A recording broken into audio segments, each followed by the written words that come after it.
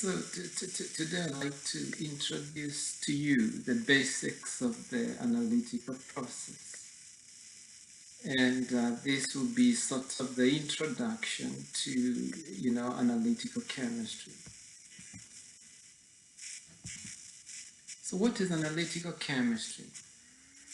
Analytical chemistry is the study of the chemical composition of materials. And materials can be nature's materials, they can be organic, or they can be artificial materials that are man-made.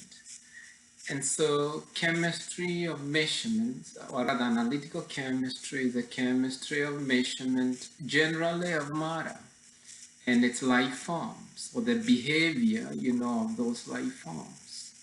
As such, it is a very wide field that is an interface of organic, inorganic, and the different types of materials, as well as the physical chemistry. And so it's a very interdisciplinary, field. Think about it. In a sample specimen, analytical chemists answer the following type of questions. What chemical species is present? And the chemical species can be elements, they can be ions, they can be molecules, and you're trying to answer what is present, in a chemical or rather in a sample specimen. And that is what you refer to as qualitative chemical analysis, when you're just looking for what is present. But in most cases, you're not just looking for what is present, but you want to know how much of that chemical entity is present. And that is what you refer to as quantitative chemical analysis. You are looking to quantify, how much is present. For most societal problems that you're gonna face in analytical chemistry, be it environmental analytics, food analytics, clinical diagnostics, you'll be looking to answer, both of those questions. And so in most cases, you'll be doing not only quantitative, but also, qualitative chemical analysis. Now, give you an example of scenarios, wide-ranging scenarios, that are in the purview of analytical chemistry, just to show you, how much analytical chemistry intersects with the society and how much we actually use analytical chemistry, to solve problems, in the community. As I'm highlighting, these scenarios, think about whether we are looking for a qualitative solution or a quantitative solution, or even both, right? So think about that. So case number one, deaths resulting from different types of cancer have grown consistently over the years. Indeed, it's becoming almost a pandemic, in many countries. So the question to the analytical chemist, is it possible to get analytical methods that can indicate signs of disease onset very early on? Because I think we all know with the cancer issues, if at all it can be detected very early, the prognosis often is very good. And this is in the purview of biomarker research. So can we identify, the early proteins, or what you call biomarkers, that would indicate, that a person may be predisposed, to getting different types of cancer. And there are lots of players, analytical chemists, who are working on this type of work. Case number two, you've been asked to investigate, the possible causes of, say, Parkinson's or even cancers that are localized in a small coastal town in India. And of course, I just took an example. You suspect food contamination is a possible cause. Again, another analytical problem. There's so many different types of carcinogens out there. Be it pesticides, be it toxins, be it plasticizers, and so forth. It's a very complicated problem, but yet a big industry, where analytical chemists are needed. Case number 3. The First Nation communities have used herbal remedies, for a long time. One of these plant species, and I took an example, is diamond willow fungus. It's a mushroom. And you've been asked to identify the biochemicals, be it phytochemicals, polyphenols, and so on, in these plant species so that you can advise maybe the First Nations or even beyond what is the appropriate dosage, to use when people are using diamond willow fungus extract. So again, a very, very wide area of research in terms of detecting phytochemicals or biochemicals in the environment, especially in plants. In fact, if you think about, the modern day medicine, it started, from natural products. That's how it started. Things like penicillin and so forth. It started, from products, from natural products. Another example, and I'm hoping, with all these different examples, you find your area of interest. Opioid drug overdose is a pandemic, in our time, here in Edmonton, in Vancouver, across the globe. Opioid use is a big problem. You've been asked as an analytical chemist to develop methods that can quickly screen patient's urine, possibly saliva, blood, or even sweat to identify the possible drugs that may be a potential patient who is overdosed has consumed. This data is useful, for rapid patient medical intervention. So again, you have to think about what is the appropriate analytical method that can solve that problem. You want the result quickly, and yet you do not know what type of a drug, the patient, may have been poisoned by. And as such, you can see sort of this one is a qualitative, type of chemical analysis. And depending on what it is, qualitative chemical analysis or quantitative, is going to determine what type of analytical method that you're going to choose. And in this course, of course, you're going to learn so many different types of analytical methods. And so the challenge for the analytical chemist is to interrogate and think what is the best analytical method to use for a certain, kind of problem, depending on the needs. Maybe case number 5, there was a student who was interested in paleontology, and I mentioned, that there is a connection between paleontology, with analytical chemistry. You have been asked to help a team of paleontologists or paleoecologists to provide evidence on possible diets of human fossils, possibly dated 10,000 years old. Your lab has been donated with those bones, and you are required, to try and attempt, to answer that complex problem. So again, you can see it's more of a qualitative chemical analysis. You'll be looking probably to digest the bones and detect, things like, metals that are present, calcium and so forth, to identify and to connect it to possible types of diets, people used to consume a long time ago. So another scenario, the integrity of Olympians is in question because of the somewhat prevalent use of custom designer performance enhancing drugs.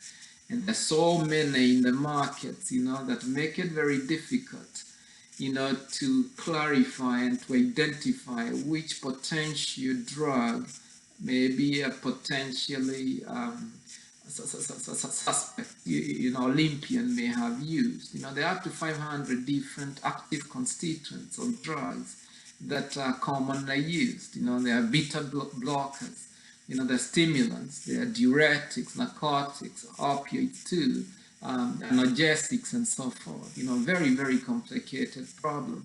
And again, you can see in this case it's going to be sort of both. First, qualitative chemical analysis to try and figure out what type of chemical is present in whatever biological fluid, often blood is used in this case, and then to quantify how much is present. Yeah, case number 7, you've been asked to investigate the decline in bee population in Alberta, and you suspect the possible use of pesticides in canola farms are to blame. And so here is another problem, and often your neonicotinoids, have been known to sort of, poison and reduce a bee's population. So you've got this task of trying to determine, other than the neonicotinoid, are there other types of pesticides, that are causing this problem? Again, you can see the qualitative, chemical analysis. That's where you start, but you still later on need to quantify how much of the pesticide residue, is present, maybe in the air, in the soil, in the water. Complicated problem in the purview of the analytical chemistry.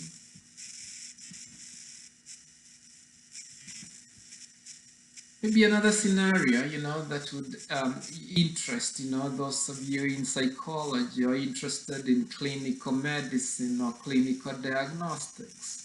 Mental health is a major problem of our time.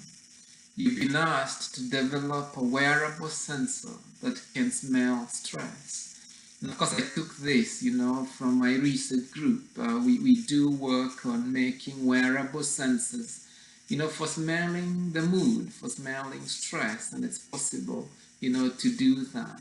So again, you can see this one is more of a qualitative chemical analysis, but again, you still need to quantify what the stress indicators, things like the cortisol hormone and other types of hormones that could, compounds that could be present, such as the dopamines, and other neurotransmitters and so forth.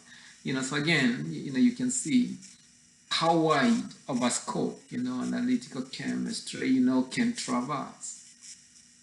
Another good problem that I took from our research group here in McEwan that we work on, you've been asked as a chemist to develop a COVID-19 breathalyzer. I think you all know that when you're trying to detect COVID-19, you take, a nose swab, but often they have to take that to the lab to do RNA, detection, which takes a long time. So before you get the results that possibly, you've been exposed to COVID-19, then it's a couple of weeks. A better approach, would be to get very quick sensors, that you can get the results right away. And so can you make a breathalyzer that you just need to sneeze on it or exhale on it, and it can tell you, potentially if you've got the COVID-19. Very similar to the alcohol breathalyzers, cannabis breathalyzers, and so forth. So again, another area of research, where analytical chemists are really, really needed, to solve these complex situations. And so you're going to find me giving you quite a bit of examples, partly of what I do in my lab, and also what other professors in McEwan do in their labs as well. And how sometimes you can even get involved, in those types of research projects, because we encourage, students to engage with professors, in this training, hands-on training opportunities. So my lab does most of these wearable sensors, for different types of analytics, environment, drug therapeutics, human performance, food analytics, and even livestock, and plant wearables. And when we typically fabricate very, very small devices, a little bit different from what you're gonna see in your real lab that we start on Tuesday, because most of the labs, the conventional way is using very expensive instrumentation that require the sample to be brought to the lab, which is time consuming and expensive, and so on. And so my research often is focused on designing very small sensors that can be taken to the field, for clinical diagnostics, and that way you get the results, right away. Maybe more about that, later as we go along. But again, if at all you're interested in any of that stuff, maybe for your term project even, you can talk to me about that. So maybe you're asking, and I think this is important. I like always to connect whatever we learn in class with the economics. You are here to be trained, but you're not always being McEwen. Most likely, you're gonna head out in just 4 years, and you're gonna be looking for a job. So what types of jobs are there for analytical chemists? As I said before, analytical chemist is very interdisciplinary. And so you can fit in the food industry, clinical diagnostics, material science, and so forth. So I'll give you a list, of potential industries, that you can get into. And our students get into things as we do an internship. Maybe I should mention that. We do an internship course called the Chem 497, where we take the students to the industry and they work there for credit, for a semester. And you can, when you do your third year chemistry, you're eligible, to apply for those internships. And so some of our students, go into doing these kinds of areas as far as jobs are concerned. For example, you can go and fit in the research and development in pharmaceutical companies. And we've had students, do that, for their co-ops in the Chem 497.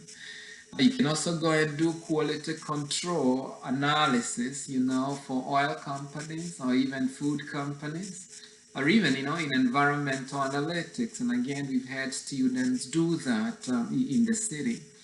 You can also go and do drug representative, which is often, and I did this job before I became a professor actually, where you go and market, different pharmaceutical formulations, and you explain to the doctors, how those formulations actually work. You're sort of a scientist, but a marketer scientist, for pharmaceutical, type of formulations and products. You can also do analytical instrumentation development, and you can see that's what I do, in my lab, where we fabricate sensors, and so we are developing, the equipment, that are used. Now, you can also do research in different areas, such as genomics. There's somebody interested in genetics, it has a lot of analytical chemistry involved. You can do glycomics, if at all you're trying to analyze different types of glycoproteins in plants, for example, and so forth. You can also do things like metabolomics, which sort of I touched on it. When you consume a drug, it's metabolized, in the body. And often you'll be looking, at the metabolites, that come from the urine, or from breath, or even from sweat, to try and determine what somebody actually took. And sort of that is in the purview, of forensic science. And some of you say are interested in forensic science, totally interconnected, with analytical chemistry. Food industry, some students, fit in the food industry, as food analysts, to monitor the quality, of foods. Chemical industries, such as Dow, to try and make plastics and to characterize those types of plastics or other types of functional materials. Another big industry, that I'm gonna point you at is the data visualization analytics. What you guys are gonna do in this course is a lot of data treatment. And of course, you guys have heard about data analytics, sort of the next big thing in artificial intelligence. And again, this is an area of major growth. Because as you know, quantitative chemical analysis is all about generating data and then making sense out of that data. And to make sense out of that data, often you need to visualize it, and so on, so that you can extract whatever you're looking for. So again, is in the field of so-called chemometrics, which intersects, a lot with computer science. So for some of you, who really like to play with data, and of course all of us in analytical chemistry, you'll have to get used and get the skills that you need to play with data. I point you to this field. It's a booming field.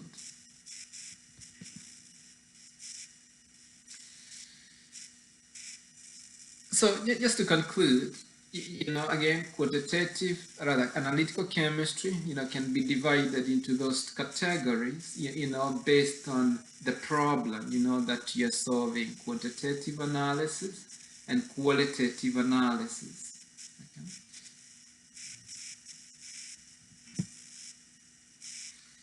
So in the next segment, I'm gonna spend some time to talk about the analytical sample challenge. What is the biggest analytical problem, that makes it very, very challenging, to do either qualitative chemical analysis or a quantitative chemical analysis. What is the biggest challenge that you should be trained in solving, in order to become a good chemist?